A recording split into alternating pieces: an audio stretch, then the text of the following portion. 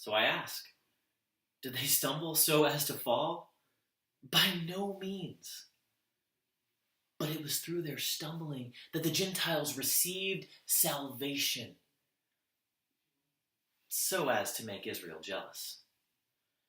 But if in their stumbling the world received much, and in their defeat the Gentiles received much, how much more will their full inclusion mean? I speak to you, Gentiles. Inasmuch as I am an apostle to the Gentiles, I glorify in my ministry, so much so that I make my own people jealous, and thus save some of them. For if their rejection led to the reconciliation of the world, their acceptance will mean life from the dead.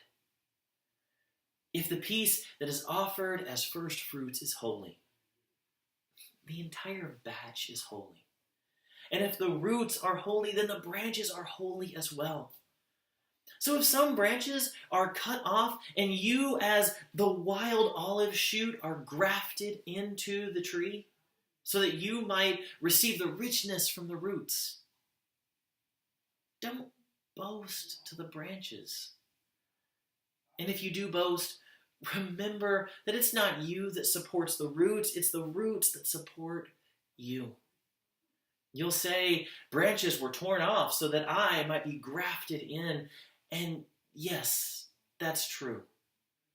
They were cut off because of their unbelief, but you stand only on your faith.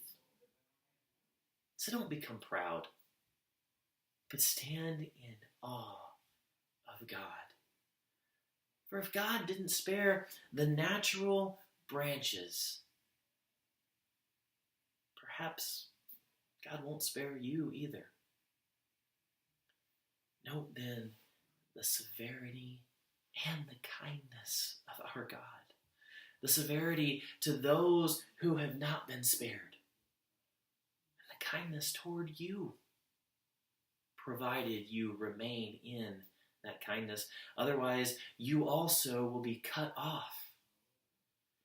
But even those in Israel, if they fail to persist in their unbelief, they can be grafted in. For God has the power to graft them in again.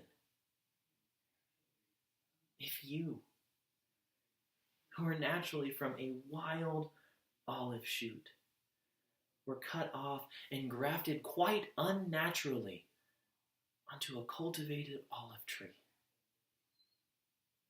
how much more can the natural olive branches be grafted back on to their own tree?